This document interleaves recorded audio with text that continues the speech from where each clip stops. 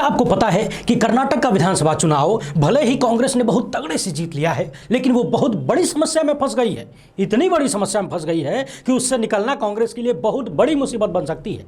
क्या है वो बड़ी समस्या, आगे चलकर बताएंगे, बहुत अच्छे से बताएंगे। इस वीडियो में हम मुख्य रूप से 5 बिंदुओं पर बात करने वाले हैं। अभी बता देता हूं, वीडियो काफी शानदार होने वाली है, इसलिए अंत तक जरूर देखिएगा, सब कुछ क्लियर हो जाएगा। पहला पॉइंट है कि कर्नाटक में कांग्रेस की जीत और बीजेपी की भयंकर वाली हार के मायने क्या है। क्या आने वाले वक्त में भारत की राजनीति में बड़ा बदलाव होने जा रहा है। सवाल नंबर 2 कि भाजपा की इस करारी हार का 2024 के चुनाव पर क्या असर होने जा रहा है, कोई असर होगा भी या फिर नहीं होगा। तीसरा सवाल यह है कि क्या कर्नाटक की जीत को राहुल गांधी की भारत जोड़ो यात्रा की सफलता के रूप में देखा जाए और माना जाए कि पीएम मोदी के चेहरे का असर कम हो गया है। चौथा और बेहद महत्वपूर्ण सवाल, आज ही यूपी में निकाय चुनाव के परिणाम भी आए हैं। बीजेपी ने यहां जबरदस्त जीत हासिल की है, मगर यहां पेंच यह फंसा है कि यूपी में बीजेपी को जीत मिली है, फायदा मिला है, लेकिन क्या वो फायदा पीएम मोदी और अमित शाह के लिए भी फायदा है, क्योंकि यहां एक दूसरी कहानी भी संभव है और यह कहानी बड़ी जबरदस्त है।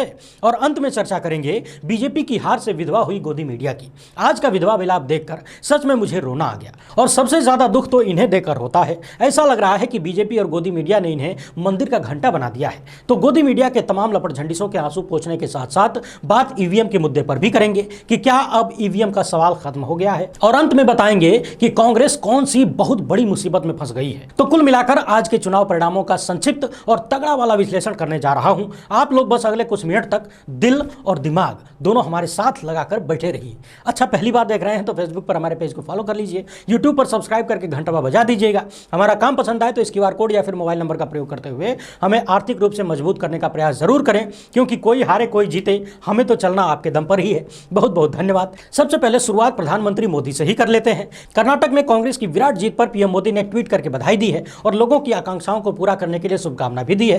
कांग्रेस नेता राहुल गांधी और प्रियंका गांधी ने कर्नाटक की जनता को दिल खोल कर बधाइयां दी हैं। राहुल गांधी ने कहा कि कर्नाटक में नफरत का बाजार बंद हो गया, मोहब्बत की दुकान खुल गई है।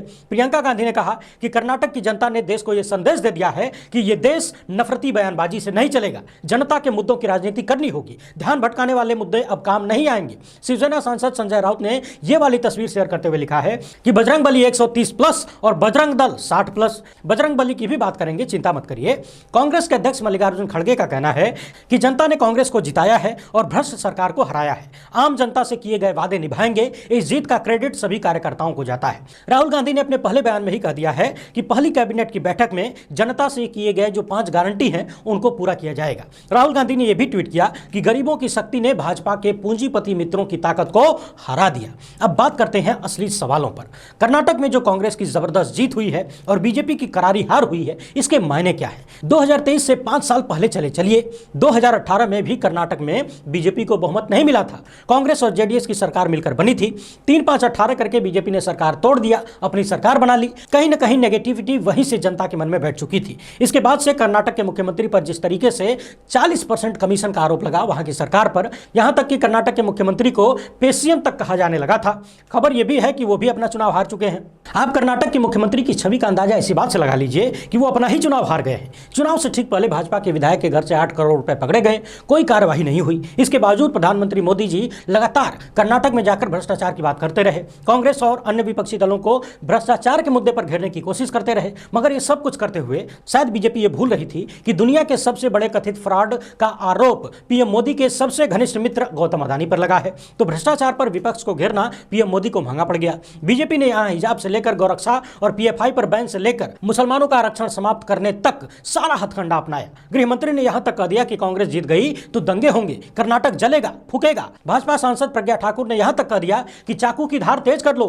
कर्नाटक में बीजेपी के बड़े पदाधिकारियों ने कहना शुरू कर दिया कि सड़क, बिजली, पानी ये सब बेकार के मुद्दे हैं, हिंदुत्व के मुद्दे पर वोट करो। यानी कि जितनी ज्यादा नफरत फैलाई जा सकती थी उतनी फैलाई गई, जितना ज्यादा ध्रुवीकरण किया जा सकता था उतना किया गया। अंत आते आते जब कोई चारा नहीं दिखा और जब कांग्रेस ने पीएफआई और बजरंग दल जैसे अनुवादी संगठनों पर बैन लगाने की बात कही तो प्रधानमंत्री ने यहां भी एडवांटेज लेने की कोशिश की और इसी चक्कर में बजरंग दल जैसे विवादित संगठन को बजरंग बली से जोड़ दिया और आखिरी के हर एक भाषण में जय बजरंग बली का नारा लगाते हुए देखे गए। मगर इस चुनाव में ध्यान भटकाने वाले सारे के सारे मुद्दे फेल हो गए। क्या यह कहा जा सकता है? जवाब है कि पूरी तरह से नहीं कह सकते, क्योंकि बीजेपी को पिछली बार यहां पर जितना वोट मिला था उसमें बहुत ज्यादा अंतर नहीं आया है। यानी कि बीजेपी का वोट परसेंटेज बहुत ज्यादा नहीं घटा है, कांग्रेस का अचानक से बढ़ गया है। जहां से एक बात निकल कर आती है, बीजेपी का जो दांव था वो चला, लेकिन कांग्रेस ने जो जनवादी वादे किए थे वो ज्यादा चल गए। यानी कि जिस प्रकार की मेहनत कांग्रेस ने जनता से जुड़े हुए मुद्दों पर जनता को जागरूक करने के लिए किया, यदि कांग्रेस वो ना करती तो बीजेपी फिर से बाजी मार सकती थी। तो इस बात से पूरी तरह से इनकार नहीं किया जा सकता कि बीजेपी का हिंदुत्व का मुद्दा पूरी तरह से फेल हो गया है, बल्कि कहा तो यह भी जा सकता है कि बीजेपी ने यदि इन मुद्दों को नहीं उछाला होता तो शायद स्थिति और खराब हो सकती थी। यानी कि एक बात साफ है, बीजेपी ने चुनाव को पूरी तरह से सांप्रदायिक रंग देने की कोशिश की, मगर जनता के जो असल मुद्दे थे, महंगाई, बेरोजगारी, भ्रष्टाचार, ये सारे मुद्दे जरा सा ज्यादा हावी हो गए। यहां से एक बात यह निकल कर आती है कि यदि पूरे देश में जनता को उनके असल मुद्दों पर जागरूक किया जाए, विपक्षी दल आम जनमानस को उनकी समस्याएं समझा पाएं और सरकार की कमियां गिना पाएं,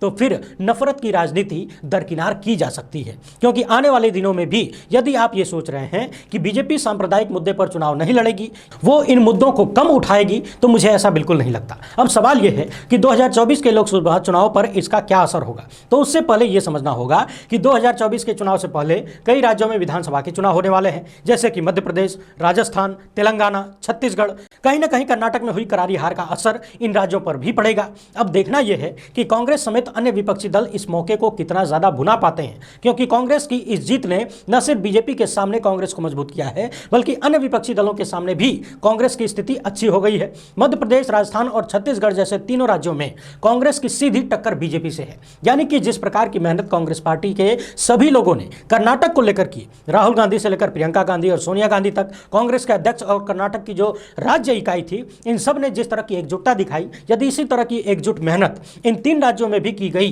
तो निश्चित ही बीजेपी की हालत पतली हो जाएगी। क्योंकि राजस्थान और छत्तीसगढ़ में पहले से कांग्रेस की सरकार है, मध्य प्रदेश में भी कांग्रेस जीत कर आई थी, बाद में बीजेपी ने विधायक तोड़कर सरकार बना लिया।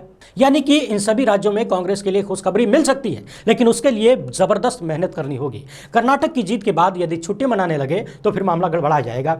वैसे एक बात और निकल कर आ रही है कि जिस प्रकार से आज की सरकार ने विपक्षी दलों को, खासकर कांग्रेस के नेताओं को जांच एजेंसियों के माध्यम से टारगेट करने की कोशिश की है, निश्चित ही अब उन सभी ने जबरदस्त मेहनत करने का मन भी बना लिया है। और यदि इन सभी राज्यों में बीजेपी की हालत पतली होती है तो निश्चित ही 2024 के चुनाव पर बड़ा असर देगी। पूर्व आईएएस सूर्य प्रताप सिंह लिखते हैं कि अब बिना जोड़ तोड़ और मक्कारी के बनाई गई भाजपा के पास देश में सिर्फ दो सरकारें हैं, गुजरात और उत्तर प्रदेश। बाकी जगह आप जो देख रहे हैं, आसाम हो या फिर उत्तराखंड हो या फिर अन्य जगह, जहां भी आप देखेंगे उस हर जगह पर या तो सरकारें भयंकर जोड़ तोड़ से बनी हैं या फिर कांग्रेसी नेताओं के भरोसे चल रही हैं। महाराष्ट्र में हालत पहले से बहुत खराब हो चुकी है। वहां के पत्रकारों का मानना है कि यदि आज की तारीख में महाराष्ट्र में लोकसभा के चुनाव हो जाएं तो भारतीय जनता पार्टी के लिए 4-5 सीटें निकालना भी मुश्किल हो जाएगा, जबकि महाराष्ट्र में कुल 48 सीटें हैं लोकसभा की।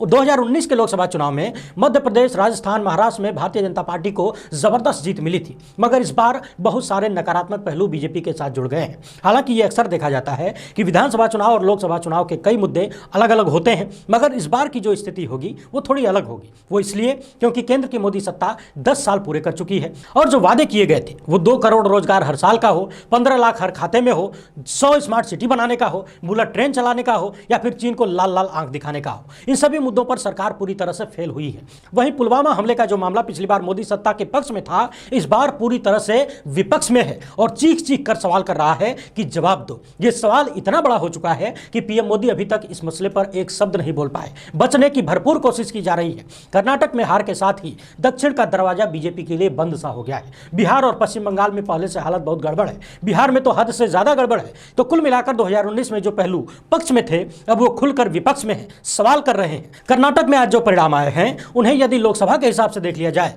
तो लोकसभा में पिछली बार कर्नाटक में 28 में से 25 सीटें बीजेपी ने जीती थी और आज के हिसाब से यदि देख लिया जाए तो वहां पर लगभग 15 सीटें कांग्रेस लेकर जाएगी। आज के चुनाव परिणामों को यदि लोकसभा से कंपेयर किया जाए तो सवाल यह है कि अलग अलग राज्यों में भारतीय जनता पार्टी को जो लोकसभा में नुकसान हो रहा है, वो महाराष्ट्र हो, बिहार हो, पश्चिम बंगाल हो, इन सब की भरपाई कहां से होगी। तो कुल मिलाकर कर्नाटक चुनाव का जो परिणाम है ये 2024 के लिए अलग तस्वीर दिखाने वाला है।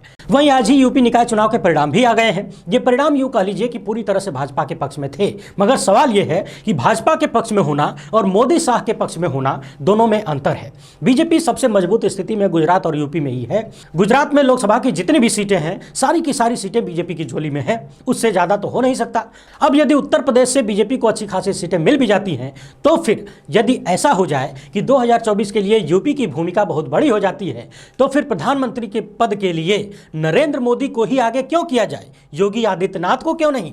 जैसा कि आप लगातार देख रहे हैं, योगी जी के समर्थक लगातार उन्हें अगले प्रधानमंत्री के रूप में प्रस्तुत करने की कोशिश करते हैं। एक तरफ तो हफ्तों तक डेरा जमाने के बाद भी, दर्जनों रैलियां और कार्यक्रम करने के बाद भी पीएम मोदी और गृहमंत्री अमित शाह कर्नाटक में बुरी तरह से हार गए हैं, और दूसरी तरफ यूपी के निकाय चुनाव में योगी आदित्यनाथ ने जबरदस्त जीत हासिल की है। हालांकि योगी आदित्यनाथ कर्नाटक में जहां चुनाव प्रचार करने गए थे वहां पर भी रिजल्ट बहुत अच्छा नहीं है, खराब ही कह लीजिए। तो सवाल यह भी उठेगा कि यूपी के मुख्यमंत्री का जो कद बढ़ा है निकाय चुनाव के बाद और वहां पर और कर्नाटक में मोदी और शाह के हार के बाद, उसका लाभ योगी आदित्यनाथ को क्यों न मिले, और क्या वो 2024 में भी पीएम मोदी के पीछे खड़ा होना पसंद करेंगे या फिर खुद को आगे करना चाहेंगे। अब पहले बात कर लेते हैं गोदी मीडिया की, इसके बाद बात करेंगे ईवीएम पर। आज तो सुबह से ही गोदी मीडिया वालों का चाल और चरित्र देखने लायक था। क्या जी न्यूज, क्या आज तक, क्या इंडिया टीवी, क्या एबीपी न्यूज, सब पर एक तरफ से रोना धोना चल रहा था, मानो चारों तरफ मातम पसर चुका था। कोई ये मानने के लिए तैयार ही नहीं था कि कर्नाटक में बीजेपी इतनी बुरी तरह से हार रही है। रिपब्लिक भारत वाले अर्नब गोस्वामी तो चिल्ला चिल्ला के बोल रहे थे कि अभी खेल पलट सकता है, अभी खेल पलट सकता है। मगर मुझे सबसे ज्यादा दुख एक व्यक्ति की तस्वीर को देखकर हुआ, और वो है भाजपा के राष्ट्रीय अध्यक्ष जेपी नड्डा साहब। गोदी मीडिया जिस तरह से इन्हें टारगेट करता है, सच में देखकर तरस आता है। जब भी कोई चुनाव बीजेपी हार जाती है, हार रही होती है, तो बेचारे नड्डा साहब को सामने टांग दिया जाता है। और गोदी मीडिया ने एक बार फिर से अपना वही ढर्रा अपनाए रखा। चुनाव में भाजपा की जीत हो गई तो मोदी की जीत है, मोदी के चेहरे का करिश्मा है, खत्म नहीं हो रहा है। और यदि हार हो जाए तो जेपी नड्डा की नाकामी है। इन साहब को बलि का बकरा बना लिया जाता है। अच्छा, बात अध्यक्ष की हो रही है तो एक चीज और समझ लीजिए, भाजपा अध्यक्ष जेपी नड्डा हिमाचल प्रदेश से आते हैं। हाल ही में भाजपा ने हिमाचल गंवा दिया, यानी हार गई। और कांग्रेस के नए नवेले अध्यक्ष कर्नाटक से आते हैं, और कर्नाटक में उनके आने के बाद प्रचंड जीत कांग्रेस को मिली है, यानी कि अध्यक्ष के रूप में मल्लिकार्जुन खड़गे ज्यादा सफल नजर आते हैं। हालांकि यह सफलता सिर्फ उनकी नहीं है। वहीं बात राहुल गांधी की भारत जोड़ो यात्रा की भी उठ रही है कि कर्नाटक में राहुल गांधी ने जो कई सारे दिन बिताए थे यात्रा के दौरान,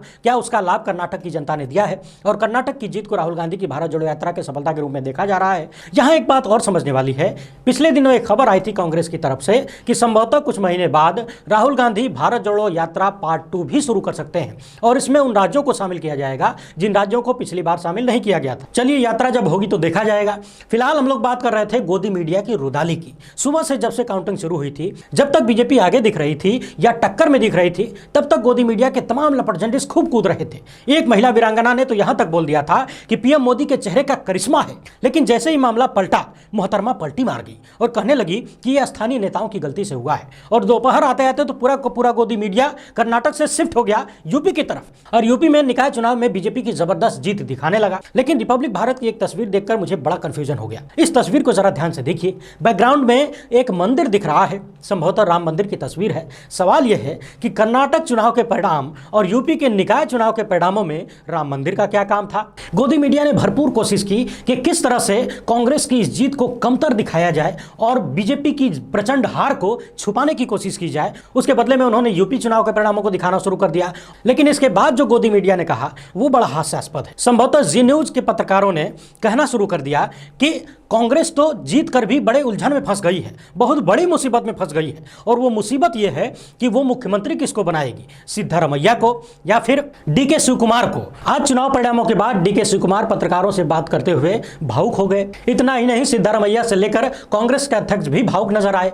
लेकिन डीके शिवकुमार के भावुक होने को गोदी मीडिया ने पकड़ लिया और चिल्लाने लगे कि उनकी मेहनत का नतीजा उनको मिलेगा कि नहीं, डीके शिवकुमार मुख्यमंत्री बनेंगे कि नहीं, कांग्रेस के सामने बड़ी समस्या है, कांग्रेस बड़ी उलझन में है, यह समस्या कांग्रेस कैसे सुलझाएगी। यानी कि कांग्रेस की इतनी बड़ी जीत से ध्यान भटकाने के लिए उन्होंने कांग्रेस को समस्या में घिरा हुआ बताना शुरू कर दिया और कहने लगे कि कांग्रेस बड़ी समस्या में घिर गई है, सीएम किसको बनाएगी। इसके बाद गोदी मीडिया के तमाम लपटझंडिसों ने चुनाव परिणाम के तुरंत बाद जीत और हार को छोड़कर ईवीएम का राग अलापना शुरू कर दिया। अमीश देवगन को तो आप जानते ही होंगे, जनता के बीच इनका कौन सा नाम फेमस है कमेंट बॉक्स में लिखिएगा। इन्होंने हार और जीत के मसले को दरकिनार करते हुए लिखा कि कर्नाटक के चुनाव नतीजों के बाद उम्मीद है कि अब कोई चुनाव आयोग और ईवीएम से शिकवा शिकायत नहीं करेगा। लियाकत मैडम को भी देख लीजिए। वैसे अब तो लोकतंत्र एवं न्यायपालिका वगैरह पर कर्नाटक के नतीजों के बाद स्टैंड बदलेगा ना। इसी तरह से गोदी मीडिया ने ईवीएम का राग अलापना शुरू कर दिया। जबरदस्त मेहनत फ्लॉप हो गई। कांग्रेस के जिस नेता को बीजेपी पप्पू साबित कर रही थी वो पप्पू पास हो गया, लेकिन गोदी मीडिया ने मामले को घुमाने के लिए सवाल करना शुरू कर दिया कि अब तो ईवीएम सही है ना। आज दोपहर जब मैं लाइव कर रहा था तभी बहुत सारे लोगों ने यह कमेंट किया कि बीजेपी कर्नाटक का चुनाव हार कर ईवीएम के सवाल को खत्म करना चाहती है। इस बात में कोई सच्चाई है कि नहीं ये तो हमें नहीं पता, लेकिन ईवीएम को लेकर एक बात साफ है कि दुनिया में ऐसी कोई मशीन नहीं है जिसके साथ छेड़छाड़ न की जा सके। सवाल यह है ही नहीं कि ईवीएम से छेड़छाड़ होती है कि नहीं, छेड़छाड़ हुई कि नहीं। सवाल यह है कि यदि देश की जनता को ईवीएम पर भरोसा नहीं है तो फिर ईवीएम का प्रयोग क्यों किया जाना चाहिए। गोदी मीडिया के लपटझंडिसों से एक सवाल यह भी किया जाना चाहिए कि यदि बीजेपी को लगता है कि ईवीएम से चुनाव हो या बैलेट पेपर से चुनाव हो, बीजेपी चुनाव जीतेगी, तो फिर दिक्कत क्या है? ईवीएम को हटाकर बैलेट पेपर क्यों नहीं लगा दिया जाना चाहिए? क्या यह सवाल नहीं उठता है? तो फिर कुल मिलाकर जैसा कि मैंने पहले ही कहा था कि कर्नाटक का विधानसभा चुनाव कांग्रेस और बीजेपी दोनों के लिए बेहद महत्वपूर्ण है। कांग्रेस जीत गई तो उसकी बोहनी अच्छी हो जाएगी, अब हो चुकी है। बीजेपी हार गई है, उसके लिए बहुत बड़ा झटका है। शायद पिछले 10 सालों में इतना बड़ा झटका बीजेपी को नहीं मिला था। अब देखना यह है कि कांग्रेस इस जीत के सिलसिले को आगे बढ़ा पाती है या नहीं, और देखना यह भी है कि क्या बीजेपी यानी भारतीय जनता पार्टी जनता के असल मुद्दों पर लौट कर आती है या फिर हिंदुत्व के सहारे ही आगे का रास्ता तय करना चाहती है। वीडियो अच्छी लगे हो तो ज्यादा से ज्यादा लोगों तक पहुंचाइएगा। हमसे जुड़ने के लिए बहुत बहुत धन्यवाद। जय हिंद।